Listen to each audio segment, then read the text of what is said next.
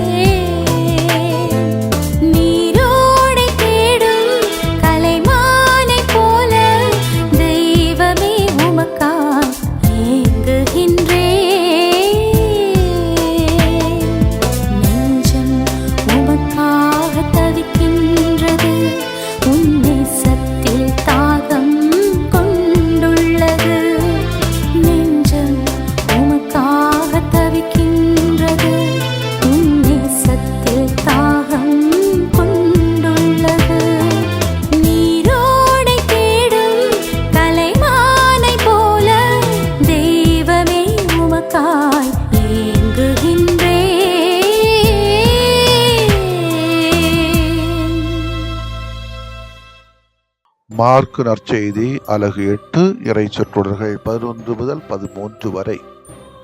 அக்காலத்தில் பரிசேயர் வந்து இயேசுவோடு வாதாடத் தொடங்கினர். வானத்திலிருந்து அடையாளம் ஒன்றை காட்டும்படி அவரை சோதித்தனர். அவர் பெருமூச்சு விட்டு, இந்த தலைமுறையினர் அடையாளம் கேட்பது ஏன்? இத்தலைமுறையினருக்கு அடையாளம் எதுவும் கொடுக்கப்பட மாட்டாது என உறுதியாக உங்களுக்கு சொல்கிறேன் என்றார். அவர்களை விட்டு அகன்று மீண்டும் படகேறி அவர் மறுகரைக்கு சென்றார். ஆண்டவரின் அருள்வாக்கு. இறைவா உமக்கு நன்றி. அன்புக்கினி சகோதரிகளே, சகோதரிகளே, நமது கண் முன்னே நடக்கக்கூடிய காரியங்களை குறித்து எல்லோரும் விழிப்பாக இருக்கிறார்கள். நல்லதை உள்ளதை உள்ளபடி சொல்லுகின்ற சூழலில் ஏன் வாதாட வேண்டும்?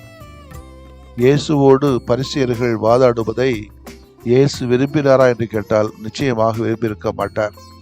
காரணம், இவர் உண்மையானவர், இவர் உண்மையை மட்டும் பேசுகின்றவர். வாதாட தொடங்கினார்கள் என்று சொன்னால் அவர்கள் பொய்யைத்தான் சொல்லுவார்கள்.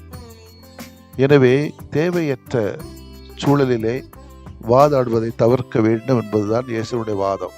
வாதாடுவதற்கு முன்பு நான் யார், நான் எங்கே இருக்கிறேன், நான் என்ன பேசுகிறேன், என்ன சிந்தனையில் இருக்கிறேன், என்னுடைய சிந்தனை ஓட்டம் என்ன, என்னுடைய தெளிவுகள் என்ன, என்னுடைய நிலைப்பாடுகள் என்ன, நான் போகிற பாதை சரிதானா என்ற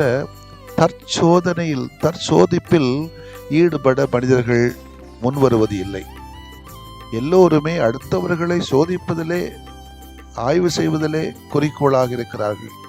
2 பேர் 3 பேர் சேர்ந்துட்டாங்கன்னா தங்களை பற்றி பேச மாட்டாங்க, 4வது நபரை பற்றி தான் பேசுவார்கள். புத்தர் தற்சோதிப்பு பெறுவதற்காகத்தான் போதி மரத்தடியில் அமர்ந்து ஞானம் பெற்றதாக அவர் வரலாறு கூறுகிறது. போதி மரத்தடியில் இருந்துகிட்டு அடுத்தவரை பற்றி அவர் யோசிக்கல. பறவைகளின் அரசன் என்று அழைக்கப்படும் கழுகு 70 ஆண்டுகள் தான் உயிர் வாழுமாம். ஆனால் தனது 40வது வயதிலே தற்சோதிப்பு பெற ஒரு உயர்ந்த மலைக்கு சென்று தன் காலின் நகங்களை கூர்மையாக்குமாம். தன்னால இரையை பிடிக்க முடியுமா என்று சோதித்து அதற்கேற்றார் போன்று தன்னை பக்குவப்படுத்தும்.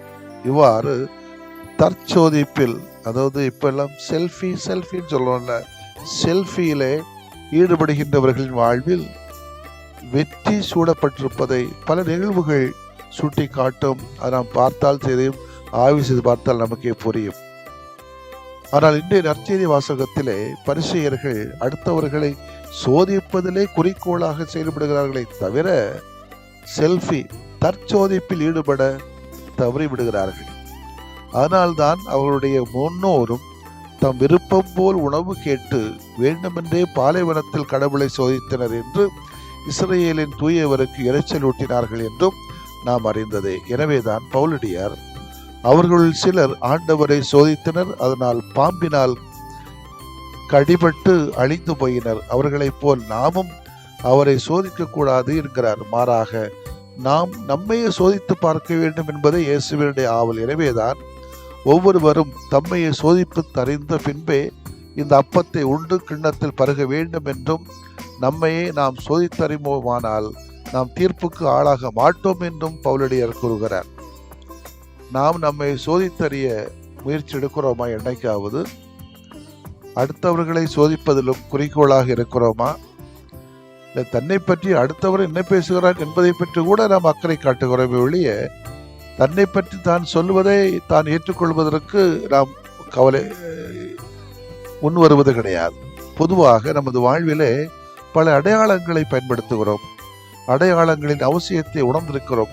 பிறந்த நாள் என்றால் வாழ்த்து அட்டை அனுப்புகிறோம், திருமணத்தின் அடையாளமாக மோதிரம் மாற்றுகிறோம், கொண்டாட்டம் என்றால் விருந்து கொடுக்கிறோம். இவை அனைத்துமே அடையாளங்கள் தான்.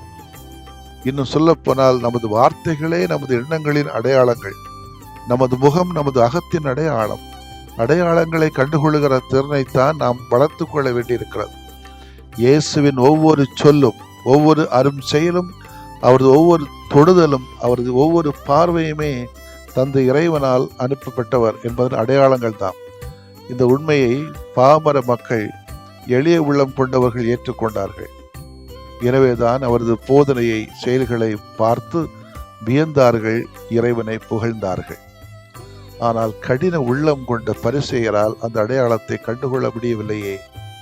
அவர்களின் கண்கள் அடைபட்டிருந்தன. எனவேதான் வானத்தினின்று அடையாளம் ஒன்றை காட்டும்படி அவரை கேட்டார்கள், சோதித்தார்கள். இயேசுவும் அடையாளம் எதுவும் கொடுக்கப்பட மாட்டாது என உறுதியாக உங்களுக்கு சொல்லுகிறேன் என்றார். அது மட்டுமல்லாது அவர்களை விட்டு அகன்று மறுகரைக்கும் சென்றார். இறைவனின் வியத்தகு செயல்களை, உடனிருப்பை நாம் பார்க்கிறோமா, உணர்கிறோமா? எந்த அடையாளத்துக்காக நாம் இன்னும் காத்திருக்கிறோம்? சிந்திப்போம். ஆமேன்.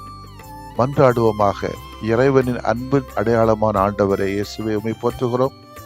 எங்களது வாழ்வில் நிகழ்கின்ற ஒவ்வொரு நிகழ்விலும், நாங்கள் சந்திக்கின்ற ஒவ்வொரு நல்ல மனிதரிலும் உமது அன்பின் அடையாளத்தை கண்டுகொள்ளும் வரத்தை எங்களுக்கு தாரும். எங்கள் உள்ளங்களில் பேசுகின்ற உமது குரலை அடையாளம் கண்டுகொள்ள எங்களுக்கு அருள் தாரும் ஆண்டவரே. ஆமேன். நீங்கள் அழுவீர்கள், புலம்புவீர்கள், அப்பொழுது உலகம் மகிழும். நீங்கள் துயருறுவீர்கள், ஆனால் உங்கள் துயரம் மகிழ்ச்சியாக மாறும்.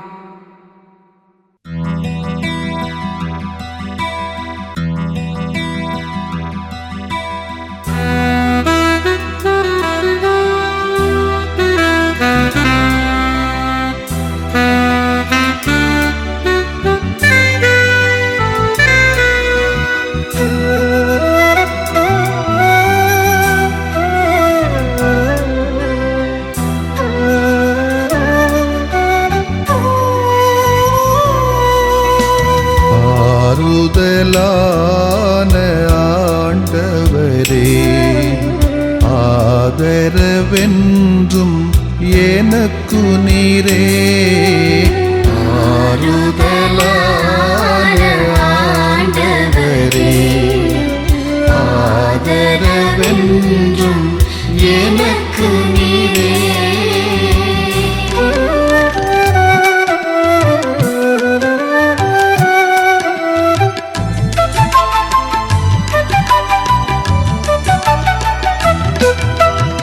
என் கவலை, என் கண்ணீர், என்னை வருத்தும் வேதனைகள். என் கவலை, என் கண்ணீர், என்னை வருத்தும் வேதனைகள். என் பயங்கள், நெருக்கடிகள் எல்லாம் ஏற்றனை தேற்றுமையா.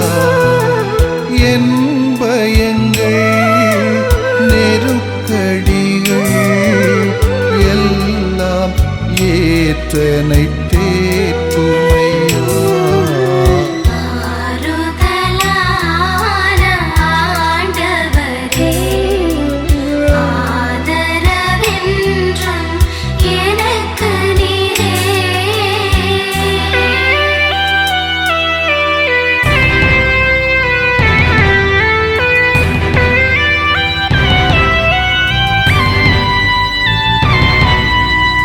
என் இழப்பு, என் பிரிவு, என்னை வாட்டும் சோதனைகள். என் இழப்பு, என் பிரிவு, என்னை வாட்டும் சோதனைகள். என் பாவங்கள், மனப்பாரங்கள் எல்லாம் சுமந்தனை தாங்குமையா. என் பாவங்கள், மனப்பாரங்கள் எல்லாம் சுமந்தனை தாங்குமையா.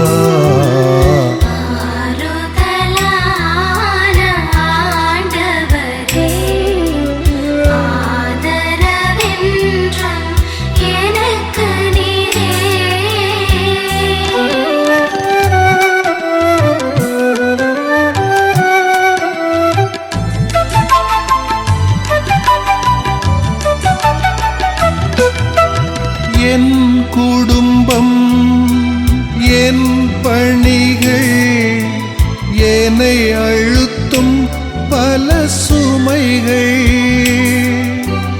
என் குடும்பம் என் பணிகள், என்னை அழுத்தும் பல சுமைகள், என் நோய்கள் கடன் துயர்கள் எல்லாம் பார்த்தென்னை நடத்துமையா. என் நோய்கள் கடன் துயர்கள் எல்லாம் பார்த்தென்னை நடத்துமையா.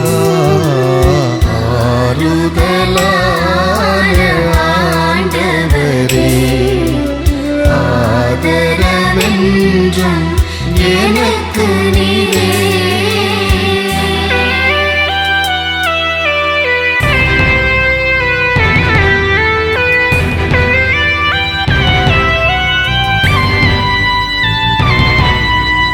என் ஏக்கம் என் நோக்கம் என்னை தாக்கும் பழித்துரைகள், என் ஏக்கம் என் நோக்கம் என்னை தாக்கும் பழித்துரைகள், என் பலங்கள் பலவீனங்கள் எல்லாம் அறிந்தனை ஆளுமையா.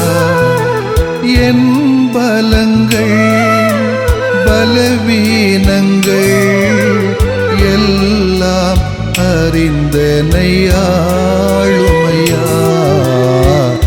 ஆறுதலான ஆண்டவரே,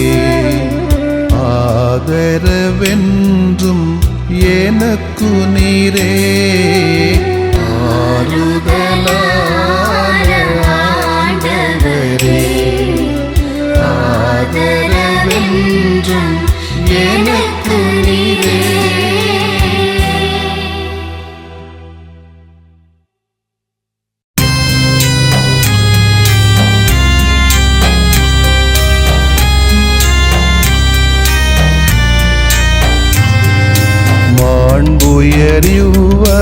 அருளடையாளத்தை தாழ்ந்து பணிந்து ஆராதிப்போம்.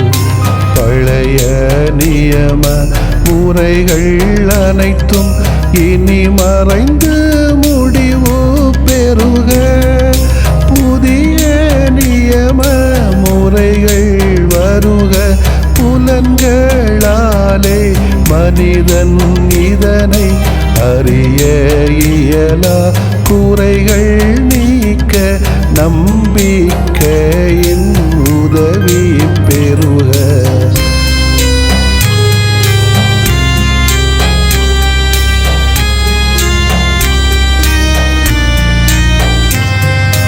தந்தை அவர்க்கும் மகன் அவர்க்கும் புகழ்ச்சியோடு வெற்றியாக்கும். மீட்பின் பெருமை மாட்சிமையோடு வலிமை வாழ்த்து யாவுமாக. இருவரிடமாய் வருகின்றவராம் தூய ஆவியானவர்க்கும் அளவில்லாத சமப்புகழ்ச்சி என்றுமே உண்டாகுக. ஆமென். வானில் நின்று அவர்களுக்கு அப்பமளித்தீரே, இனிமையெல்லாம் தன்னகத்தில் கொண்ட அப்பம் இதுவே. மன்றாடுவோமாக. இறைவா, இந்த வியப்புக்குரிய அருளடையாளத்திலே உம்முடைய பாடுகளின் நினைவை எங்களுக்கு விட்டு சென்றீ. உமது திருவுடல் திரு ரத்தமாகியவற்றின் தூய மறைபொருளை வணங்கும் நாங்கள் உமது மீட்பின் பயனை இடைவிடாமல் துய்த்து உணர்ந்து மகிழ அருள்வீராக. தந்தையாகிய இறைவனோடு தூய ஆவியாரை ஒன்றிப்பில் இறைவனாய் என்றென்றும் வாழ்ந்து ஆட்சி செய்த உம்மை மன்றாடுகின்றோ.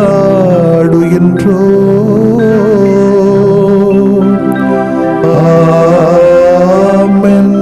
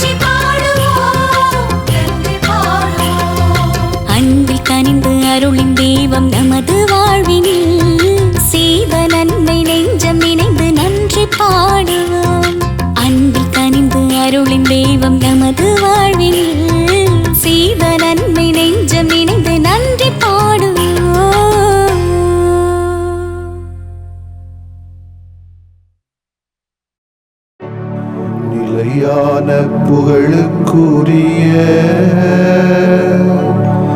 தூய நிலை நன்மைக்கு எல்லா காலமும்